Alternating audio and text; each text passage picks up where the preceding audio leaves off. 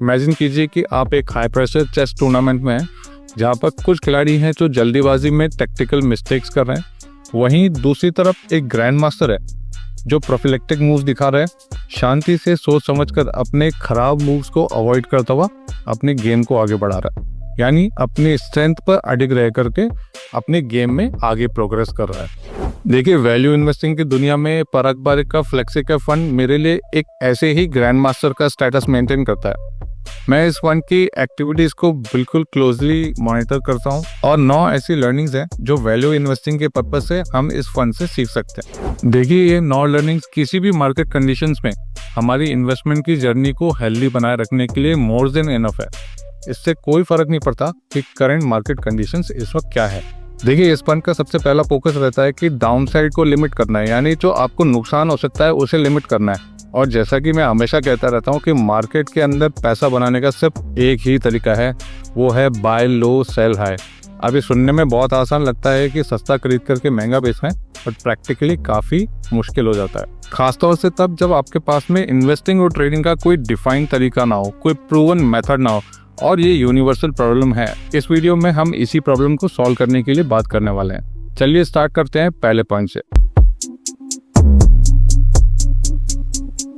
एक smart investment और potential alpha generate करने के लिए जरूरी है कि स्टॉक्स को तब पकड़ा जाए जब ओवरऑल मार्केट उन्हें इग्नोर कर रहा हो, और यही वैल्यू इन्वेस्टिंग का कोर है।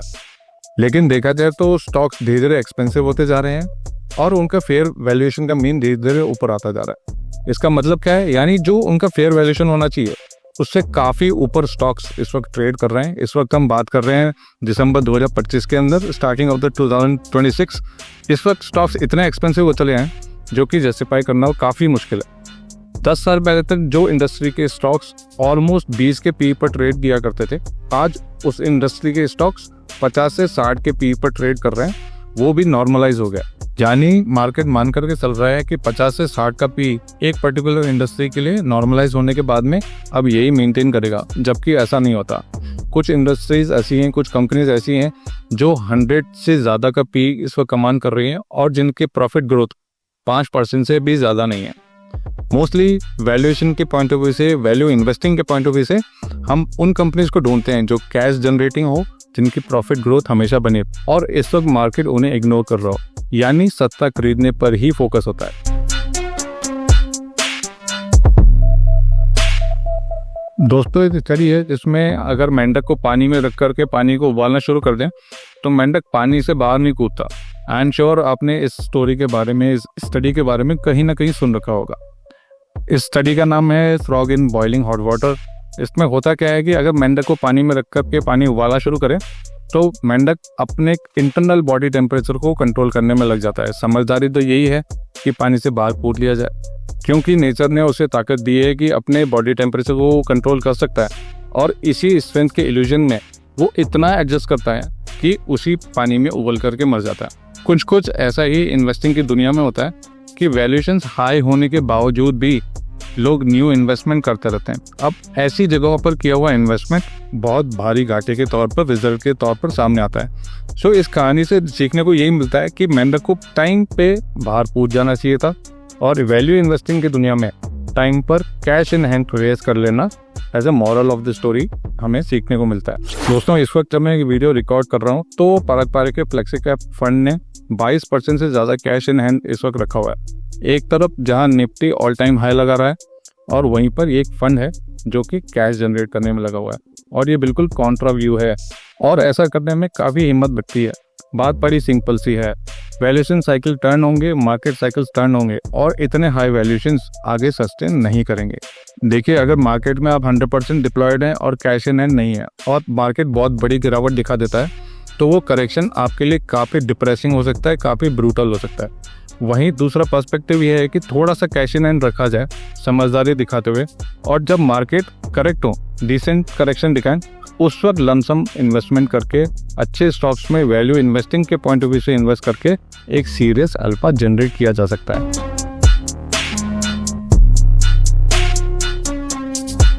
देखिए, इन्वेस्टिंग की दुनिया में इन्वेस्टिंग की अलग अलग थीम्स आती रहती हैं, और ये थीम्स सुनने में तो अच्छी लगती हैं, पर ज़्यादातर कंपनीज एग्जीक्यूशन के टाइम पर फेल हो जाती हैं। हाइप क्रिएट करना एक अलग बात है, लेकिन उसी हाइप से उसी बिजनेस मॉडल को एग्जीक्यूट करना और उस बिजनेस मॉडल से कंसिस्टेंटली प्रॉफिट बनाना एक अलग बात है। देखिए, एक एग्जांपल मैं आपके सामने रखना चाहूँगा। सितंबर 2024 से एक नॉर्मल मार्केट करेक्शन स्टार्ट हुई थी। निफ्टी के अंदर टोटल करेक्शन देखा जाए तो सिर्फ 15% के आसपास तक का था। वहीं पर कुछ ऐसे सेक्टर्स थे जिनके अंदर करेक्शन 50 से 60% तक की बनी थी। कुछ सेक्टर्स थे जैसे कि data centre, railway, EV, defence के स्टॉक्स में भारी गिरावट देखने को मिली थी। और ये गिरावट उस दौर में देखने को मिली जो कि मार्केट के लिए एक नॉर्मल पुल बैक होना चाहिए था। जब वैल्यूएशंस का ध्यान नहीं रखा जाता तो कुछ ऐसा ही हाल इन्वेस्टमेंट्स का होता है। न्यू फंड्स बिल्कुल top of the market, peak of the cycle पर लॉन्च हो रहे थे और उस वक्त किया हुआ इन्वेस्टमेंट इन्वेस्टर के लिए भारी घाटे का कारण बना था। थोड़ा और पीछे जाएं, अर्ली 2000 के टाइम पर अगर आपको याद होगा तो बहुत सारी कंपनीज टेलीकॉम सेक्टर के अंदर एंटर कर रही थी। उस वक्त टेलीकॉम बूम चल रहा था मार्केट के अंदर। उस वक्त ऐसा था कि सारी कंपनी सस्टेन कर जाएंगी और प्रॉफिटेबल रहेंगी क्योंकि इंडिया का मार्केट बहुत बड़ा था। जबकि ऐसा नहीं हुआ। सारी companies, most of the companies bankrupt हो गई और आज की तारीख में सिर्फ 2 ही टेलीकॉम कंपनीज हैं जो कि प्रॉफिट बना रही हैं। और आप पाओगे कि पारंपरिक फ्लेक्सी कैप के फंड के अंदर ऐसी कोई भी थीम आपको जो कि शॉर्ट टर्म के लिए प्ले होती है, इनसे इन्फ्लुएंस होता हुआ ये फंड आपको नहीं दिखाई देगा। देखिए, I am not trying to say कि थीम बेस्ड इन्वेस्टिंग के अंदर बड़ा पैसा नहीं बनता हूँ, बल्कि मैं मानता हूँ कि बड़ा पैसा थीम बेस्ड इन्वेस्टिंग के अंदर ही बनता है। लेकिन ऐसी थीम्स के मैच्योर होने के बाद में हमें प्रॉफिट भी बुक करके मार्केट से बाहर जाना होता है और ऐसे में हम इसे लॉन्ग टर्म इन्वेस्टिंग नहीं कह सकते हैं। तो वहीं दूसरी तरफ पारंपरिक का जो फ्लेक्सी का फंड है उसका पूरा फोकस सस्टेनेबल और कंसिस्टेंट बिजनेस मॉडल की तरफ ही रहता है और वो थीम बेस्ड इन्वेस्टिंग से, लॉन्ग टर्म इन्वेस्टिंग के पॉइंट ऑफ व्यू से दूर रहता है।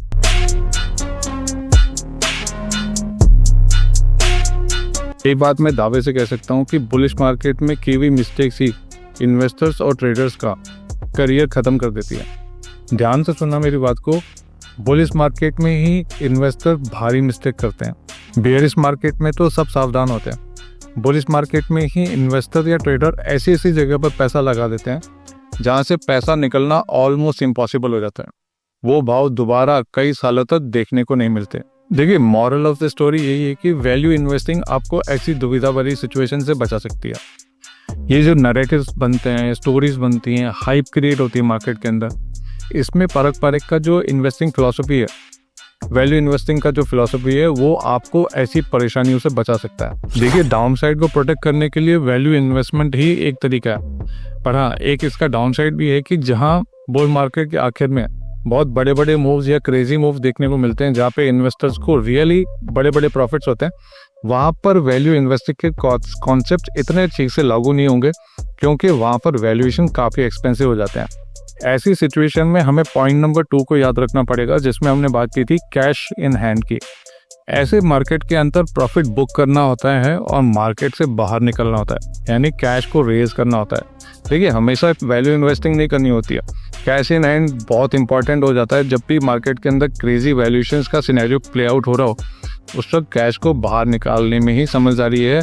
इससे पहले कि बबल बर्स्ट हो, आपको प्रॉफिट बुक करके मार्केट से बाहर आ जाना चाहिए। देखिए, मेरा प्रयास रहता है कि शांति से बढ़िया इन्वेस्टमेंट अपॉर्चुनिटीज़ को ढूंढा जाए और आपके साथ में उन अपॉर्चुनिटीज़ की बात की जाए। उम्मीद करता हूँ कि आपको ये सिंपल कॉन्सेप्ट समझ में आ रहे होंगे। तो इस वीडियो को लाइक कर दीजिए, शेयर कर दीजिए और इस चैनल को सब्सक्राइब कर दीजिए। देखिए, जितने भी पॉइंट्स की हमने बात की है, आपको समझ में आ गया होगा कि सारे के सारे पॉइंट्स एक दूसरे से किसी न किसी रूप में इंटरकनेक्टेड है।